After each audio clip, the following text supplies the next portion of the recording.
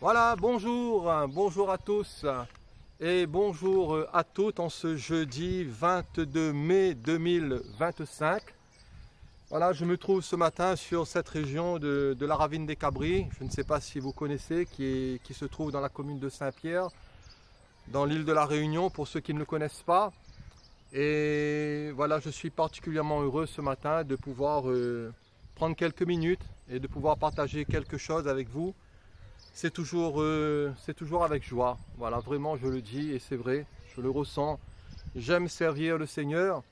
Peut-être pour certains, ils trouvent que je suis peut-être d'une manière des fois un peu gauche, ou peut-être qui n'est pas dans les normes peut-être de la religion, ou dans le cadre peut-être, voyez-vous, d'une structure organisationnelle, c'est possible. Et certains même me disent que je suis des fois un peu comme un neutron libre et que voilà, et que je chemine un peu comme ça avec des frères et sœurs, avec quelques chrétiens. Nous prions, voilà, dans les maisons, nous prions dans les aires de pique-nique et nous sommes plutôt là dans le cadre plutôt d'une famille. Nous nous réjouissons dans le Seigneur et nous partageons nos joies, nous partageons nos peines, nous discutons, nous dialoguons, nous prions. Voilà, nous prions le Seigneur. En tout cas, ce n'est pas vraiment le lieu vraiment qui est très important. Ce n'est pas vraiment la quantité aussi. Mais ce qui compte avant tout, je le crois, c'est la présence du Christ Jésus dans nos cœurs. C'est la présence du Seigneur en nous. Et ce qui fait toute la valeur, voyez-vous, d'un rassemblement, c'est la présence du Christ Jésus. On peut être à 10 000 et le Christ Jésus est là. On peut être à 2 ou 3. Et selon ce que Jésus nous a dit, il est là aussi. On peut aussi être à 10 000 et le Christ Jésus n'y est pas. Parce que voilà, c'est tout simplement un rassemblement humain. C'est tout simplement, voyez-vous, un endroit où le Seigneur n'est pas à l'œuvre. Où c'est tout simplement une fausse église qui prêche un faux évangile. Où nous pouvons être aussi peu nombreux et être aussi, voyez-vous, dans le cadre peut-être d'une secte, peut-être d'un mouvement sectaire. Et ce qui peut être même à l'extrême être dangereux.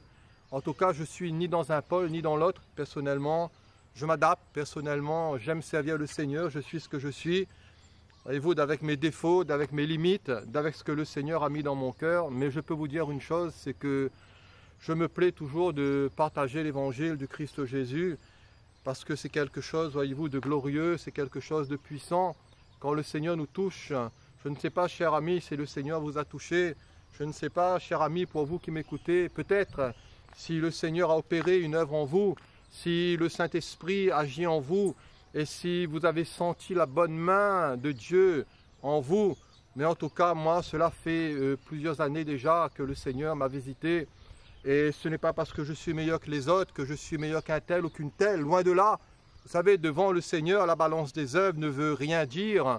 C'est plutôt le produit de la religion, en disant voilà tout le bien que j'ai fait, mais souvent on ne parle pas aussi de tout le mal que j'ai pu faire.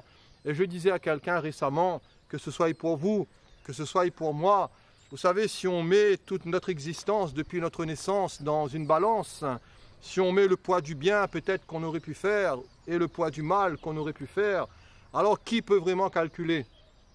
Voilà, je disais cela à ma maman, à ma vieille maman qui est grabataire, qui est infirme. Et je disais, maman, si on mettait dans une balance tout le bien peut-être que tu as fait ou que j'ai fait ou que les autres ont fait et tout le mal qu'on aurait pu faire, quel serait l'équilibre? Voilà, c'est pour cela, voyez-vous, que seul le Seigneur sonde vraiment les cœurs. Seul le Seigneur éprouve les âmes. Seul le Seigneur va au plus profond de nous, dans notre être intérieur, au plus profond de notre esprit. Et le Seigneur, c'est vraiment ce que nous ressentons. Il connaît chacun d'entre nous et il connaît les dispositions de notre cœur. Alors s'il fallait payer, cher ami, s'il fallait payer pour son salut, on aurait été bien embêté parce que vous savez, là encore, le riche aurait été avantagé. Et déjà sur cette terre, on se dit, zut, tous ces richards, voyez-vous, ils ne font pas cas des pauvres. Eux, ils vivent au-dessus de leurs moyens, ils sont avantagés sur bien des choses. Et s'il fallait encore payer le ciel, voyez-vous, les riches passeraient encore avant vous, peut-être, cher ami, si vous n'avez pas beaucoup d'argent, peut-être avant moi, parce que moi non plus, j'en ai pas des masses. Mais en tout cas, vous savez, le Seigneur ne nous pèse pas dans la balance des œuvres. C'est vrai que le Seigneur quand même nous voit dans notre conduite. C'est vrai que si on dit qu'on a la foi et qu'on n'a pas les œuvres, ben, on est menteur, parce que la foi doit produire aussi ce qui est bon. La véritable foi biblique, celle qui consiste, voyez-vous, à dialoguer, à communiquer, à écouter le Seigneur et à vivre en lui et à pratiquer ce qu'il veut, alors automatiquement, cette foi, si nous disons que nous l'avons, cela doit produire aussi un certain résultat, cela doit produire aussi un certain fruit à la gloire du Christ Jésus. C'est vrai que je ne suis pas parfait, c'est vrai, cher ami, que vous n'êtes pas parfait, aussi pieux peut-être que vous l'êtes, voyez-vous, aussi droit peut-être que vous l'êtes, aussi intègre que vous l'êtes. Merci Seigneur pour votre intégrité, merci Seigneur pour votre fidélité, merci Seigneur pour toute votre consécration à l'Évangile, mais nous sommes encore sur cette terre, et nous avons besoin d'apprendre à connaître les choses du Seigneur. Nous avons besoin d'apprendre à connaître aussi notre propre cœur. Et c'est pour ça que le psalmiste dira « Sonde-moi, ô Dieu, éprouve-moi. » Et Seigneur, ton désir, c'est aussi de nous faire passer au creuset pour que nous puissions nous voir dans le miroir de ta parole, pour que nous puissions nous voir tels que nous sommes. Parce que vous savez, l'homme aime bien qu'on lui renvoie toujours une image favorable à lui, voilà, à sa propre personne, à son ego. Mais en réalité, vous savez, la Bible nous montre tels que nous sommes, les uns et les autres, que nous soyons riches ou pauvres, quelle que soit la couleur de notre peau, qui que nous soyons dans ce monde, avec notre position sociale ou non. Et la parole est claire, tous sont péchés. Voilà, tous sont péchés et sont privés de la gloire du Seigneur. La parole nous dit même qu'il n'y a pas de juste, pas besoin de chercher, pas même un seul. Nous sommes justifiés par la foi, par sa grâce, dans la repentance, dans l'œuvre de la croix. Oui, en termes de position, nous sommes dans le Christ Jésus, unis à lui. Et le Seigneur ne nous voit plus, nous, sales, dégoûtants avec tous nos péchés, quand nous nous sommes repentis dans le Christ Jésus. Mais le Seigneur nous donne sa justice qui est Christ. Il nous lave par la foi et par son précieux sang. Il nous purifie de toute iniquité, de tout péché. Et en termes de position, voyez-vous, nous sommes justifiés, graciés, plus de condamnation. Pour tous ceux qui sont unis dans le Christ Jésus, pour toutes celles qui ont fait alliance par la foi, dans la mort et dans la résurrection du Christ Jésus, plus de condamnation. Voilà, la parole est claire, il n'y a plus de condamnation pour tous ceux et toutes celles qui sont unis au Christ Jésus. Alors, cher ami, as-tu fait la paix avec Dieu par le moyen de la foi? T'es-tu réconcilié avec le Christ Jésus? Tu pourras peut-être me dire, j'ai ma religion, je pratique même plusieurs religions, je ne suis pas un mauvais garçon, tu sais, je suis quand même quelqu'un de bien. Tu ne sais pas, toi, tout ce que je fais comme bien, tout l'argent que je donne aux pauvres. Tu ne sais pas, toi, toutes les œuvres sociales que je finance. Tu ne sais pas que je suis quelqu'un qui ne fait pas de mal à une mouche. C'est possible, cher ami, mais tu n'entreras pas dans le ciel avec tes œuvres. Tu n'entreras pas dans le paradis de Dieu avec tes mérites, si tu en as. Mais la Bible nous dit que c'est par grâce que nous sommes sauvés, et il est bon de le rappeler. C'est par le moyen de la foi. Ce n'est point par les œuvres, afin que personne ne se glorifie, afin que personne ne tire gloire, mais c'est uniquement par grâce que nous sommes sauvés, par le moyen de la foi, au travers des mérites, au travers de la rédemption, au travers de notre foi, dans le Shiloh, dans l'Amen, dans le grand je suis, dans celui qui est venu en chair, qui habitait parmi nous, pleine de grâce et de vérité, de ce Christ Jésus qui a quitté la gloire, qui s'est abaissé, qui s'est humilié, et qui est venu sur cette terre, voyez-vous, de souffrance, de péché, pour mourir sur cette croix infâme, pour nous ramener au Père, pour nous réconcilier par la foi et dans la repentance et dans l'abandon de son péché. Voyez-vous, pour nous tourner dans cette vie nouvelle qui est en lui, pour croître dans cette vie nouvelle qui est dans le Christ Jésus par la puissance du Saint-Esprit qui est à l'œuvre. Cher ami, je crois que le Saint-Esprit est à l'œuvre. Je crois que l'Esprit de Dieu agit dans ce monde de Seigneur troublé, dans ce monde, voyez-vous, excusez-moi un peu l'expression bordélique, quand nous voyons tout ce qui se passe, voyez-vous, dans les mœurs. Je ne sais pas si vous êtes comme moi et que vous regardez un peu les informations, cela m'arrive. Mais vraiment, je crois que nous sommes dans des temps, je le dis, pire que Sodome et pire que Gomorrhe, je le crois. Dans ces temps, il y avait de la violence.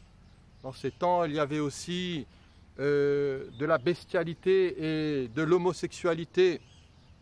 Puisque Sodome, cela nous parle de sodomie aussi. Et vous savez, quand nous regardons autour de nous, toutes ces choses sont en train d'être banalisées au travers des écrans, au travers des médias, dans les mœurs, dans les cultures. Et tout est en train d'être chamboulé pour amener les gens vers cela.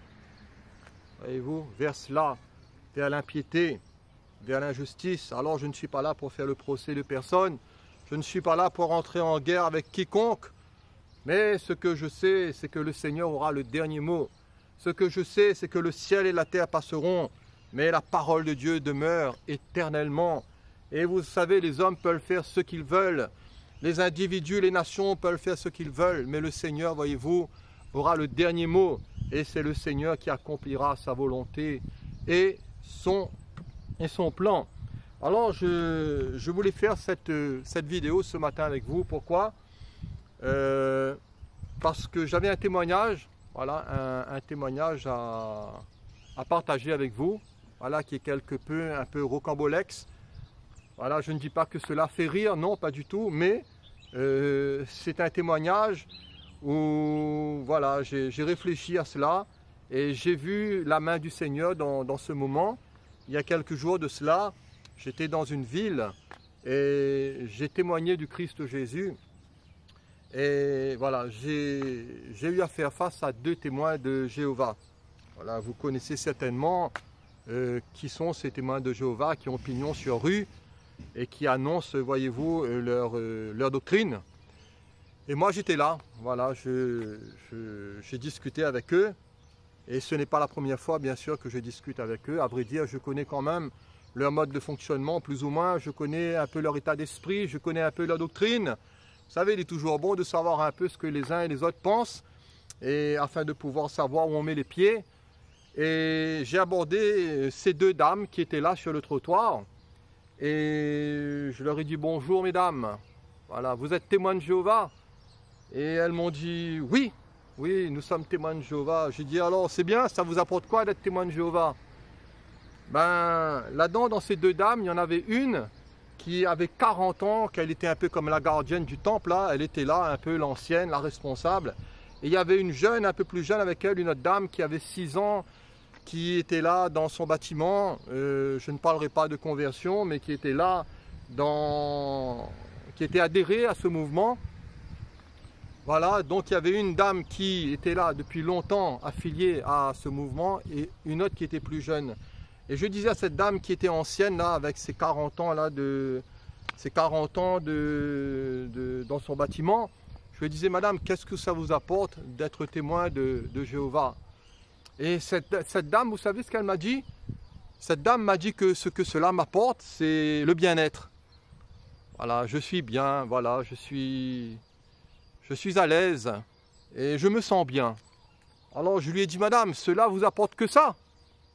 Vous lisez la Bible et cela vous apporte seulement un bien-être? Alors elle m'a regardé, ces 2 dames, et elles ont été un peu étonnées. Je lui ai dit, madame, je pensais que vous allez me dire que le Seigneur Jésus m'a pardonné de mes péchés. Le Seigneur Jésus m'a purifié dans ma conscience. Le Seigneur a ôté ma culpabilité. Le Seigneur m'a sauvé, il m'a libéré, il m'a délivré. Il m'a racheté par l'offrande de son corps. Et un peu comme, voyez-vous, cet homme qui était paralysé, le Seigneur lui a dit, tes péchés te sont pardonnés. Et j'ai dit à cette dame, mais le Christ Jésus, il est venu, et la parole de Dieu, elle est là juste pour vous procurer un peu de bien, juste pour peut-être vous donner peut-être quelques joies sur cette terre. Alors je lui ai dit, vous savez, le but de l'évangile, il doit être christocentrique. Et je sais que les témoins de Jéhovah, vous savez, ils parlent de Jéhovah, qui est le nom de Dieu, bien sûr. Et vous savez, Dieu est, dans la parole est nommé par une multitude de noms. Et on peut le retrouver en tant que l'éternel Dieu, en tant que le Dieu des armées, en tant que Elohim, en tant qu'El Shaddai, en tant qu'El Elyon, en tant que Dieu très haut, en tant que Dieu souverain, en tant que maître de l'univers. Voilà, mais eux, c'est vrai qu'ils appellent Dieu Jéhovah. Alors, je leur ai dit, j'ai dit, madame, j'ai dit, c'est qui Jéhovah pour vous? Qu'est-ce que Jéhovah vous apporte? Ben, elle me dit que Jéhovah, c'est la personne de Dieu. Voilà, c'est le Dieu que nous prônons. C'est le seul et c'est l'unique Dieu, le seul et l'unique vrai Dieu. Alors j'ai dit, madame, Jéhovah, on le retrouve sous d'autres aspects dans la Bible. On peut le retrouver sous d'autres noms. Et vous savez, fondamentalement parlant dans les Écritures, quel est le nom de Dieu? Je lui ai dit que c'est un tétragramme. Et elle me dit, un tétragramme, c'est quoi? Je lui ai dit, madame, vous êtes témoin de Jéhovah et vous ne savez pas, au bout de 40 ans où vous êtes dans votre bâtiment, vous ne savez pas ce qu'est le tétragramme. Alors bien sûr, je ne lui ai pas dit ça pour l'offenser, je ne lui ai pas dit ça pour la mépriser, pour la rabaisser, parce que moi aussi, il y a beaucoup de choses qui m'échappent. Il y a beaucoup de choses même que je ne connais pas dans la parole.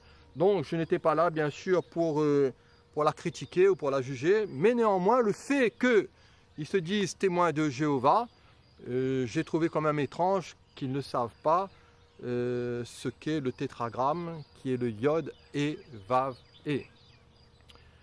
Alors, cette femme qui avait 40 ans là d'adhérence dans son mouvement, elle voyait que l'autre dame écoutait et que la plus jeune était attentive parce que je lui parlais du Christ Jésus et en un mot, j'étais en train de les faire comprendre que l'évangile doit être christocentrique et que Jésus-Christ en réalité est le Fils de l'homme, il est le Fils de Dieu, mais il est aussi Dieu fait chair. Et je sais que tout cela les rebute, je sais que tout cela n'entre pas dans le cadre de leur doctrine ou de leur enseignement. Alors ça m'est arrivé déjà de dire à eux que Jésus a dit « Je suis la lumière du monde ». Jésus le dit dans l'Évangile « Et celui qui me suit ne marchera pas dans les ténèbres ».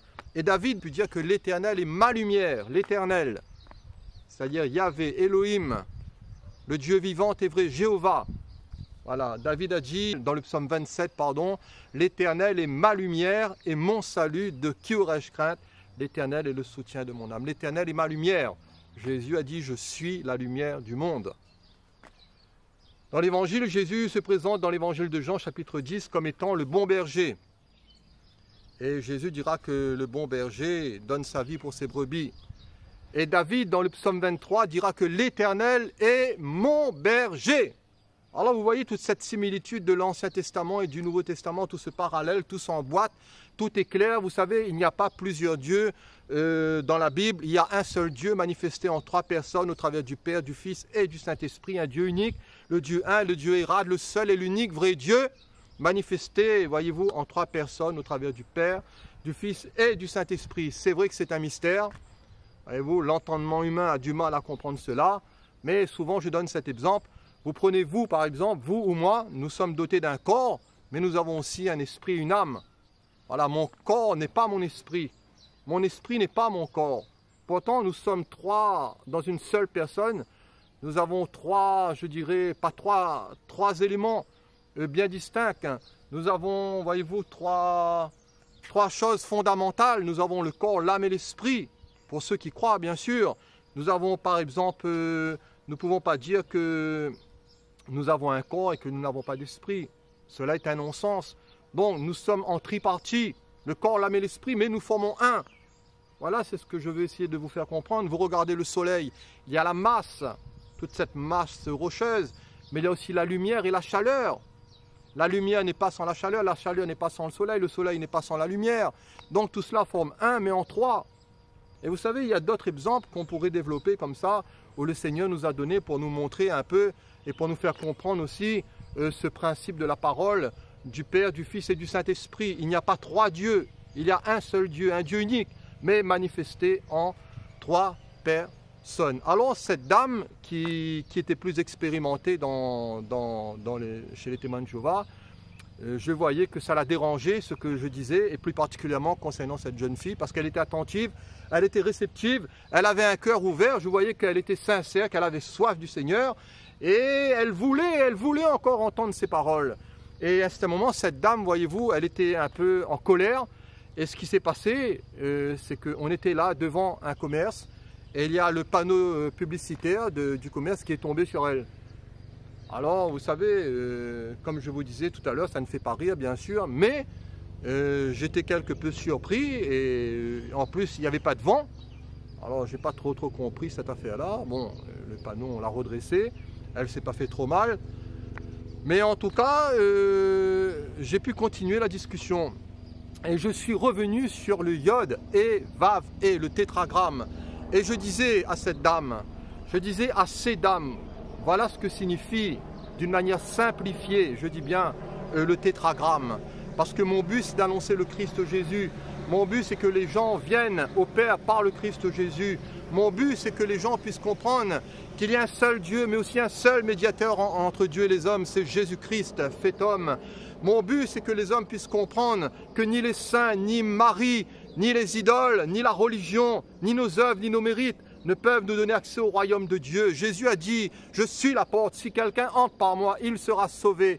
Il entrera, il sortira, il trouvera de verts pâturages. Jésus a dit dans Jean 14, verset 6, je suis le chemin, la vérité et la vie. Nul ne vient au Père que par moi, et par personne d'autre. Alors laissons de côté les idoles, laissons de côté ce que la religion invente, comme voyez-vous, comme choses qui sont ignobles aux yeux du Seigneur, qui sont des abominations. Voilà, les religions malheureusement qui ont l'art et la manière de tromper des gens, de les emmener dans l'erreur, voilà, à faire fausse route. Mais nous sommes là pour prêcher un évangile christocentrique. Alors je disais à cette dame, pour la ramener vers le Christ Jésus, cette dame plus jeune particulièrement qui était attentive, madame, voilà ce que signifie Yod et Vav. Et le Yod c'est le Messie.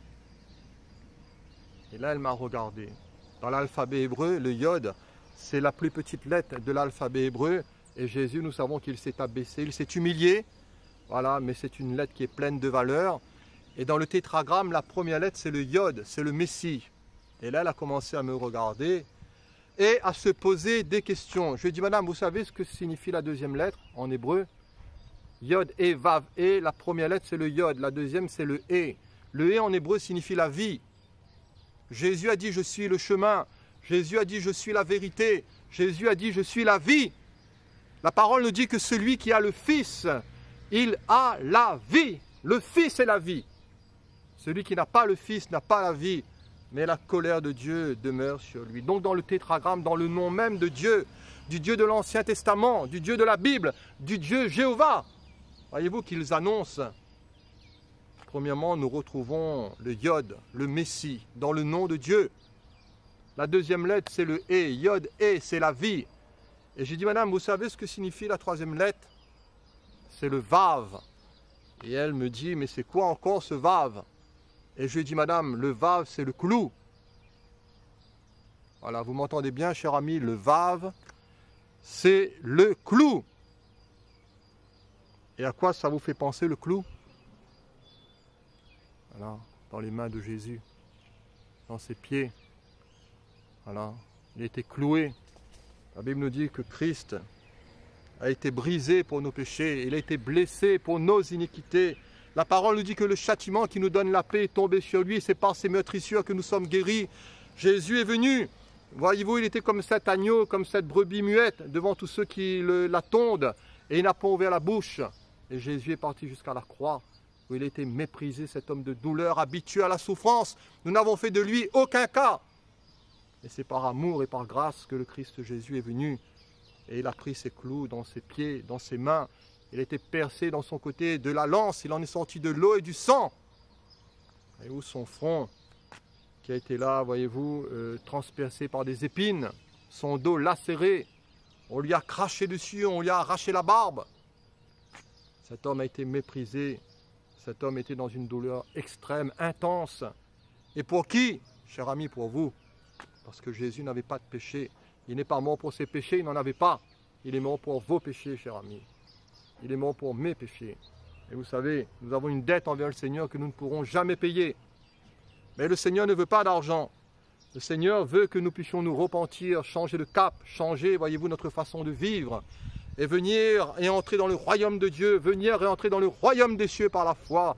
Et être rempli du Saint-Esprit et travailler pour le Christ Jésus, pour le Seigneur, pour le Dieu de gloire. Mon frère, ma soeur, peut-être que tu es fatigué en cet instant, parce que je connais des chrétiens qui souffrent, je connais des chrétiens qui sont malades, qui sont gravement malades, et voyez-vous, qui passent par un mauvais quart d'heure.